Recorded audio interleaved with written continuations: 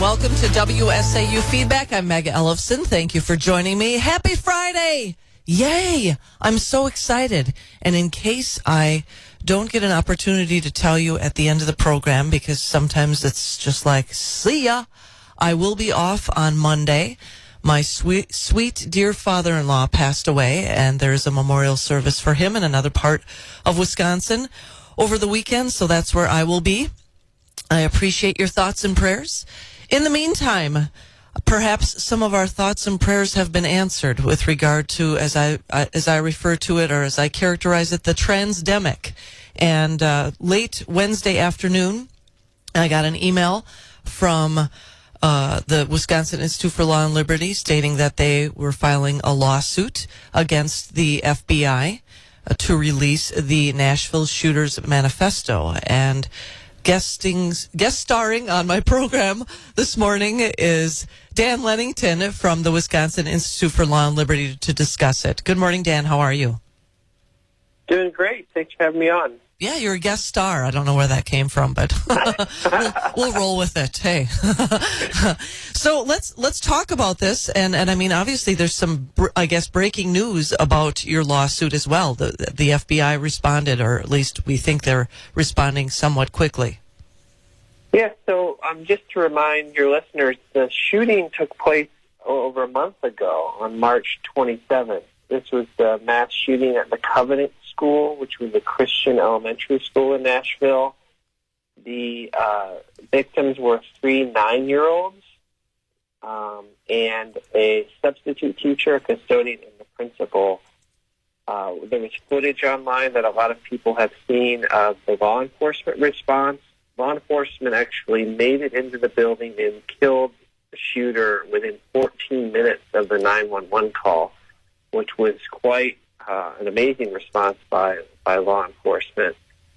We don't know really anything about this shooter except that the media reported that she identifies as a transgender man, that she was a former student at the school, and that she had no criminal record. That's all we really know about Audrey Hale. The Nashville police, though, the same day of the shooting, the police chief in Nashville said, quote, "We have a manifesto," which made everybody's ears sort of perk up because it's important to know why shooters do what they do, especially school shooters. We have changed. Anybody who's got kids in public school right now will know that over the last 10 years, we have changed the way that we protect our schools. We've changed the way that kids respond in code black drills. We've changed how we harden our schools, that there's things we do, things we don't do anymore to harden our schools. And all of these techniques we use are the direct result of knowing about what exactly happened on a day of a school shooting. So what happened when Columbine happened? What happened when some of these other very, very tragic school shootings happened? And we learn from them. And our policymakers, our legislators, our police, they change policies based on what's known. And we can't really know what happened unless you know why it happened. Why does the shooter say that she shot these 3 9-year-old kids and then 3 employees of the Covenant School? The government, the FBI, is in possession of this, has been refusing to release this manifesto.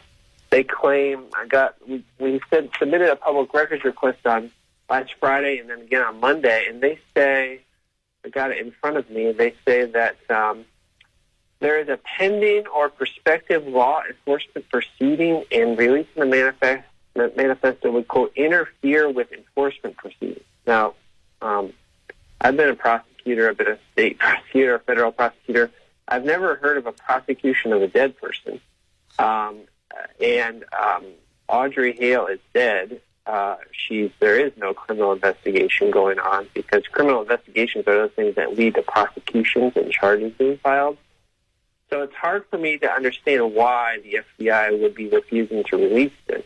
And The reason why transparency is important, especially in tragedies like this, is that if we don't have all the information, it breeds conspiracy theories, right? It breeds public distrust. A lot of conspiracy theories have cropped up in prior school shootings because the government has refused to be transparent. So that's really important. But, as I said before, if we're demanding our policymakers, quote, do something about this, we need to know the motivation. And if we're asking our law enforcement officers to advise schools on how to better protect themselves, we need to know what happened and what was the motivation of the shooter. And you can only know the motivation if you see these writings. Well, it seems unusual too that Will seems to be the only and then your client, the news outlet that has requested requested a copy of the manifesto, that there aren't any Democrats that are stepping up to say, where's the manifesto? Why, where are the other mainstream media outlets calling for this manifesto to be released? Yeah, it's shocking. When we think about prior shootings, I just went back and I looked at the last 3 major mass shootings that happened in the United States. So let's think back to October 24th, there was a school shooter in St. Louis. The law enforcement officers had a manifesto that they found, and they released it the next day. That was a school shooter, October 24th. November 22nd, there was a Walmart shooter in Virginia, and that Walmart shooter left a manifesto, and that was released within 3 days. And then the Michigan State campus shooter, which happened on February 13th, he had a manifesto, and law enforcement released that within just a couple of weeks.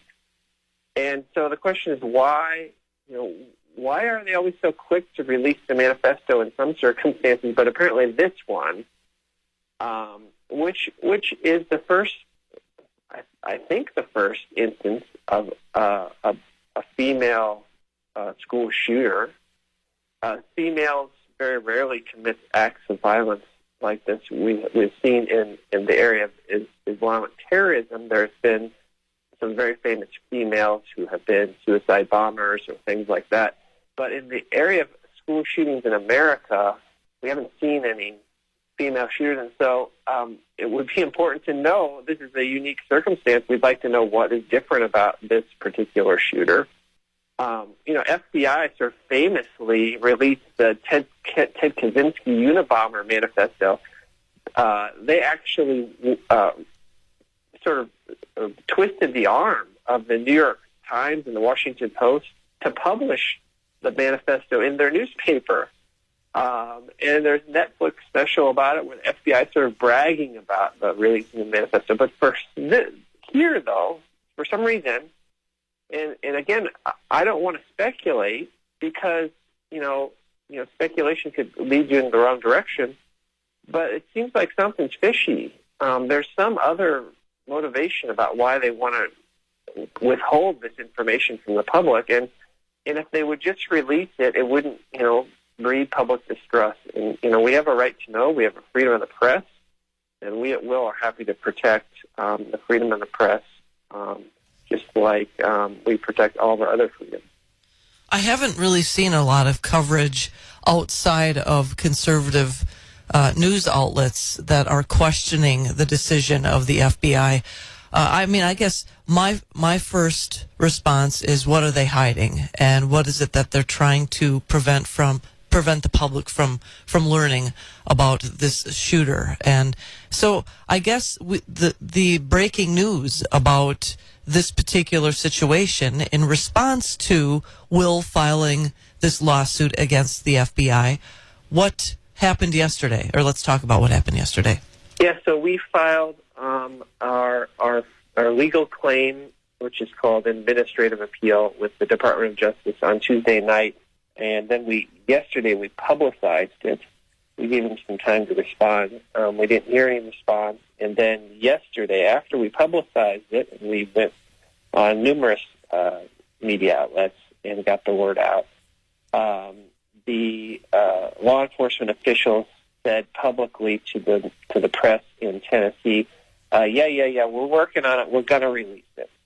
We're going to release, and then they kind of hedged a little bit, and they said, well, this word manifesto is thrown out a lot, but we don't really have a, quote, manifesto. We've got a bunch of journals, and we've got writings, and we've got a suicide note. And so it's kind of fuzzy what they're going to release, but they say that they're preparing it for release. So the next battle may be whether they've released everything. But it's good news that we've apparently motivated them to do their job 1 month after this tragic shooting.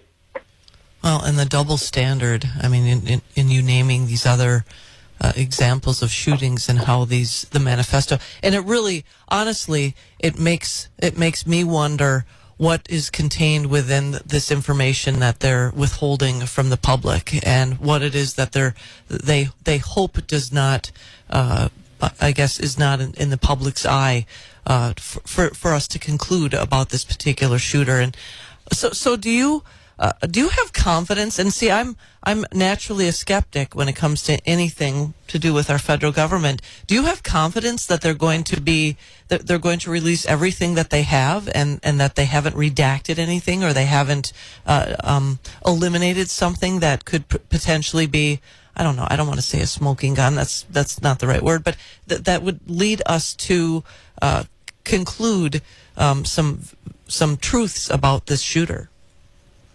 Well, we'll have to wait and see. I mean, I have confidence in our law enforcement community, our police officers, our sheriffs, and even our federal agents. I've been a federal prosecutor. I've worked directly with FBI agents. Your line special agents are hardworking, salt-of-the-earth people who just want to do their job. What I don't trust the political leaders of these organizations. Some of these organizations, Wisconsin, we certainly have an attorney general who heads up a fabulous department. The DCI is a fabulous organization. But, we know his motivations, and, Chris Wray runs the FBI, and we know his motivations.